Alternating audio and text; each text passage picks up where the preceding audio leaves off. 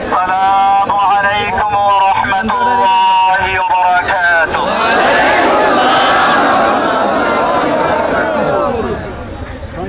الحمد لله الذي نجانا من القوم الظالمين. الحمد لله. আল্লাহ সুবহানাহু ওয়া তাআলার মহান দরবারে শুকরিয়া জ্ঞাপন করছি, যিনি আমাকে দীর্ঘ 11 বছর 16 দিন পরে আপনাদের দোয়া এবং আল্লাহর রহমতে মুক্ত বাতাসে আসার তৌফিক এনায়েত করেছেন। আলহামদুলিল্লাহ। আপনারা জানেন, কয়েক মাস পূর্বে আমার জামিন হয়েছিল। এখন আমি ভাবছি আল্লাহ সুবহানাহু ওয়া তাআলার রহমত এবং তার যে ইচ্ছা, তিনি যে বান্দাদেরকে ভালোবাসেন তাদের কল্যাণের জন্য সবকিছু করেন। ওই সময় যদি আমি মুক্ত হতাম, সমালোচকরা বলতো সরকার তাকে ছেড়ে দিয়েছে আপোস করার জন্য। বিভিন্ন রকমের সমালোচকরা সমালোচনা করত। আল্লাহ সুবহানাহু ওয়া তাআলা চাইলেন তোমাকে এই সমালোচনার বোঝা নিয়ে বের হওয়া দরকার নেই, ইজ্জতের সঙ্গে বের করো। আল্লাহ সুবহানাহু ওয়া তাআলা সেজন্য ওই জালেম শাহীকে দেশ থেকে ত্যাগ করে বের করে দিয়ে আমাদেরকে আল্লাহ রাব্বুল আলামিন ইজ্জতের সঙ্গে বের করেছেন। ভাইয়েরা আমার, আপনারা জানেন ফিরআউন তার জাতিকে বিভিন্ন দলে বিভক্ত করেছিল।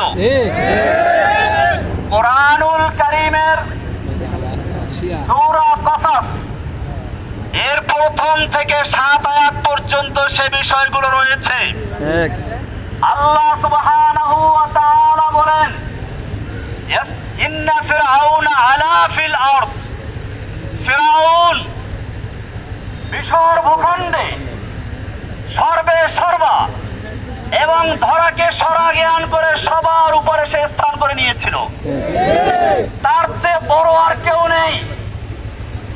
ফেরাউনের সঙ্গে আমাদের দেশের ফেরাউনি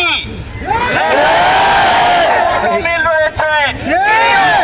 বাংলাদেশের ক্ষমতাকে এমন ভাবে কুক্ষিগত করেছিলেন, তার ইশারা ছাড়া একটা কিছু করা সম্ভব হতো না। হাইকোর্ট থেকে আমাকে জামিন দিয়েছিল, শেখ হাসিনার ইঙ্গিতে আমাকে আবার পুনর্বার গ্রেফতার করে জেলে দেওয়া হয়েছিল। হাসিনা, দেখে রাখো, আজকে বাংলাদেশের তুমি নেই, জসিমউদ্দিন রহমানী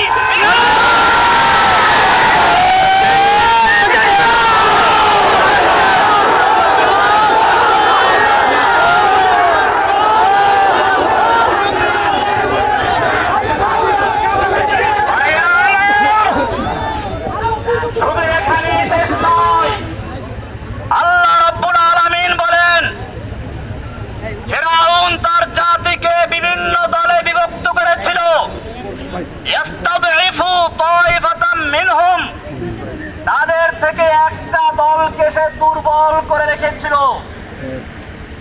ফিরআউন তার দল, তার দেশের মানুষকে বিভিন্ন দলে বিভক্ত করেছিল। বাংলাদেশের ফিরআউনিও এদেশের মানুষকে স্বাধীনতার পক্ষে বিপক্ষে, স্বাধীনতার চেতনার পক্ষে বিপক্ষে, মুক্তিযুদ্ধের পক্ষে বিপক্ষে, রাজাকার ইত্যাদি বলে এই দেশের জনগণকে বিভক্ত করে রাজত্ব করার চেষ্টা করেছিল। আল্লাহ রাব্বুল আলামিন তার সমস্ত চক্রান্তকে মাকড়সার চালের মতো ছিন্ন করে দিয়ে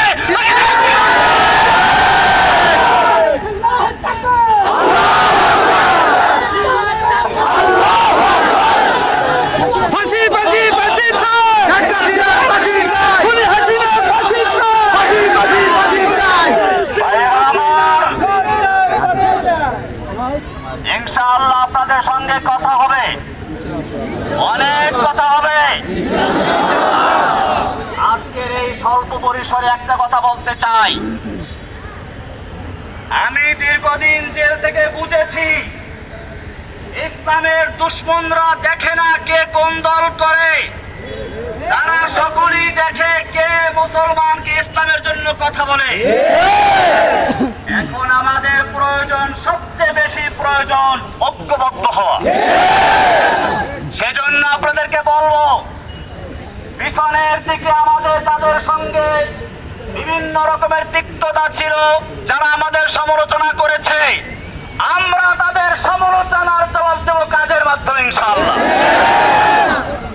সেজন্য মনে রাখবেন, এখন থেকে আমাদের স্লোগান হচ্ছে আব হামারা এক হি কাম ইন্তেকাম ইন্তেকাম।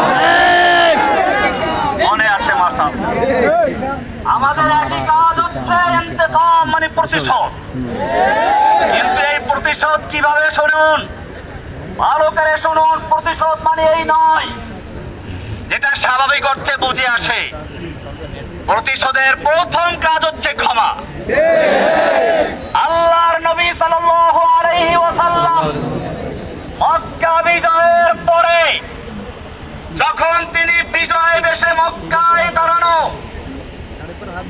সাহাবায়ে কেরাম 10,000 তরবারি উন্মুক্ত রেখে বসে আছেন, আল্লাহর নবী ইশারায় অপেক্ষা করছেন।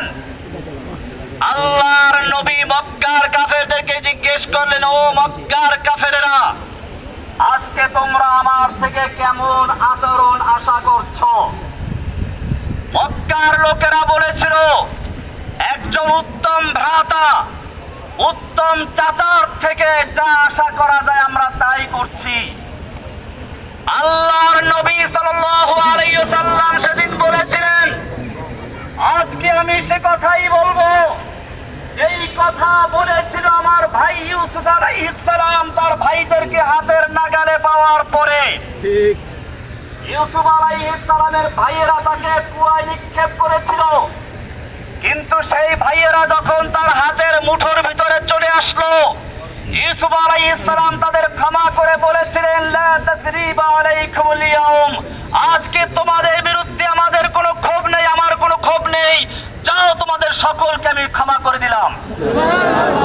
আল্লাহর নবী সাল্লাল্লাহু আলাইহি ওয়াসাল্লাম মক্কার সেই বিজয় দিবসে, বিজয়ের মুহূর্তে, যখন তার একটা ইশারা পেলে 10 লক্ষ তরবারি মক্কার কাফেরদেরকে কচু কাটা করে রক্তে রঞ্জিত করে ফেলতো, সেই সময় আল্লাহর নবী মক্কার কাফেরদেরকে উদ্দেশ্য করে বললেন, আজকে আমি তোমাদের সাথে সে কথাই বলছি যা ইউসুফ বলেছিলেন, যাও, লা তাসরিবা আলাইকুমুল ইয়াউম, আজকে তোমাদের বিরুদ্ধে আমার কোনো ক্ষোভ নেই, ইযহাবু আনতুমুত তুলাকা, যাও, আমি তোমাদের সকলকে সাধারণ ক্ষমা ঘোষণা করলাম। আব হামারা এক হি কাম ইন্তেকাম ইন্তেকাম, ক্ষমা। দ্বিতীয় নাম্বার, এই ক্ষমা কিন্তু সকলের জন্য প্রযোজ্য ছিল না।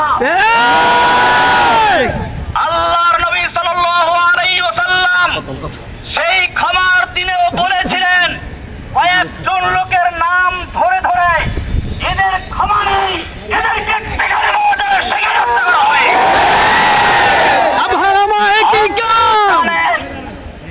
আল্লাহর নবী সাল্লাল্লাহু আলাইহি ওয়াসাল্লাম এখনো লোহার অস্ত্র মাথার থেকে খুলেন নাই। সেই সময় রাসূল সাল্লাল্লাহু আলাইহি ওয়াসাল্লামকে বলা হলো, ইন্না ইবনা খাতাল মুতাআল্লিকুন বিআস্তারিল কাবা, ওই যে ইবনে খাতাল, যাকে আপনি ক্ষমা করেন নাই, যে আপনার বিরুদ্ধে কুচ্ছারণার জন্য দুটো নর্তকী নাচাতো আর গান গাওয়াতো, সেই ইবনে খাতাল এখন বাঁচার জন্য কাবার গিলাফ ধরে ঝুলে আছে। আল্লাহর নবী সাল্লাল্লাহু আলাইহি ওয়াসাল্লাম সেই সাহাবীকে বললেন, ফাকতুলহু, এই কাবার গিলাফ ধরে ঝুলে নয়, যদি হাজরা আসওয়াদের চুমু দেওয়া অবস্থা থাকে তাকে ওখানে হত্যা করে দাও। ওয়াহাশীকেও ক্ষমা করা হয় নাই। বুঝা গেল আল্লাহর নবী সাল্লাল্লাহু আলাইহি ওয়াসাল্লাম দয়ার সাগর,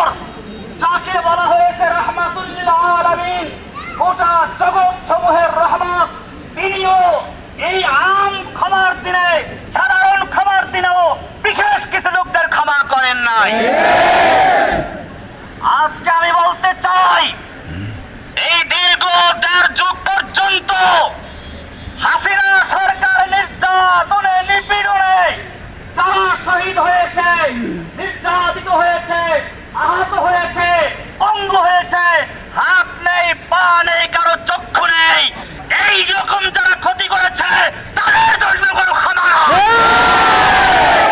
अब हमारा इंतकाम एक ही काम, সুতরাং যারা হাসিনার নির্দেশে এদেশের মানুষের উপরে হত্যাযজ্ঞ চালিয়েছিল, রক্তের হোলি খেলা চালিয়েছিল, সেই সমস্ত সে চাই হোক পুলিশ, ছাত্রলীগ, যুবলীগ, যে কোনো লীগ হোক না কেন, তাদের জন্য কোনো ক্ষমা নেই। তৃতীয় কর্মসূচি, তৃতীয় কাজ হচ্ছে আমাদের এখন দাওয়াতি কাজ করা, ব্যাপকভাবে দাওয়াতি কাজ করা, ব্যাপকভাবে দাওয়াতি কাজ করা, তাওহীদের দাওয়াত। জেনে রাখবেন, কবি ইকবাল বলেছেন, সব গুরিজা হো গিয়া আখির নগমায়ে খুরশীদ সে, ই চমন মামুর হোগা নগমায়ে তাওহীদ সে। তাওহীদের দাওয়াত আমরা দিতে থাকবো ইনশাআল্লাহ। দাওয়াতের মাধ্যমে আমরা সকল অন্ধকারকে দূর করে আলোর মশাল চালিয়ে বাংলার জমিনে আল্লাহর নবীর মিশন বাস্তবায়ন করব। নবীর মিশন কি ছিল ভালো করে শুনুন। আল্লাহ রাব্বুল আলামিন কোরআনে কারীমের ৩ জায়গায় একই কথা বলেছেন, ওয়াল্লাযী আরসালা রাসূলাহু বিল হুদা ওয়া দীনিল হক। আল্লাহ তাআলা যিনি তার রাসূলকে দ্বীনে হক এবং হেদায়েত দিয়ে প্রেরণ করেছেন, এজন্য লিইয়ুযহিরাহু আলা দ্বীনি কুল্লিহি, অন্য সকল দ্বীনে বাতিলের উপরে দ্বীনে হককে বিজয়ী করার জন্য। আমাদের এখন কর্মসূচি হচ্ছে আল্লাহর জমিনে আল্লাহর নবীর সেই মিশন বাস্তবায়ন করা, আল্লাহর দ্বীনে হককে সকল দ্বীনে বাতিলের উপরে বিজয়ী করে ইনশাআল্লাহ আমরা ইসলামের পতাকা উত্তোলন করে ছাড়বো। সেই কাজে আপনাদের সঙ্গী পাবো ইনশাআল্লাহ। তৌফিক দান করুন, আমিন।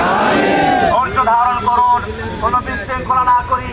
আর এখন কেউ মুসাফা করার চেষ্টা করবেন না, কারণ হচ্ছে এই, আসলে সেনাবাহিনী তাদের আমাদের যে সুবিধার্থী, তারা আমাকে বলেছিল গোপনে অন্য রাস্তা দিয়ে পার করে দিবে, কিন্তু আমি জানি আপনারা আমাকে জানের চেয়েও ভালোবাসেন। বলেছেন আপনাদেরকে এখানে রেখে অন্য পথে যাওয়াটা আমি পছন্দ করি না। সেজন্য আপনাদের দোয়া পাওয়ার জন্য এবং আপনাদের মনের আবেগটাকে কিছুটা হলেও শান্ত করার জন্য আমি আপনাদের সামনে এসেছি। এখন আমরা কেউ কোনো বিশৃঙ্খলা করবো না। গাড়িটা যিনি চালাচ্ছেন ওনার বারবার অনুরোধ হচ্ছে, ভাই গাড়ির যেন কোনো ক্ষতি কেউ না করে, কেউ মুসাফা করতে না আসে, এরকম ভাবে গাড়ির যেন কোনো রঙের ক্ষতি না লাগে, কারণ গাড়িটা ওনার নিজেরও না। তো সেই জন্য আমরা শান্তভাবে দীর্ঘ 11 বছর পর্যন্ত ধৈর্য ধারণ করতে পেরেছি। ইনশাআল্লাহ এখন কিছু সময়ের জন্য ধৈর্য ধারণ করলে আমাদের কষ্ট হবে না ইনশাআল্লাহ। আপনাদের সকলকে ধন্যবাদ, জাযাকুমুল্লাহ। আল্লাহ তাআলা আপনাদের সকলকে জাযা দান করুন। আমি ওই সকল ভাইদের জন্য দোয়া করছি, আবু সাইদ থেকে শুরু করে এই আন্দোলনে এবং এর আগে যারা আন্দোলন করতে গিয়ে শেখ হাসিনার নির্যাতনে শাহাদত বরণ করেছেন, আহত হয়েছেন, পঙ্গু হয়েছেন, আল্লাহ তাআলা তাদের সকলকে, যারা শহীদ হয়েছেন তাদের সকলকে জান্নাতবাসী করুন, যারা আহত হয়ে তাদেরকে শিফা দান করুন, আমিন। আপনাদের সকলের হায়াত দারাজ হোক, আল্লাহ তাআলা সকলকে হায়াতে তয়্যিবা নসিব করুন, সুস্থ সবল অবস্থা রাখুন, দিনের জন্য কবুল করুন, আমিন।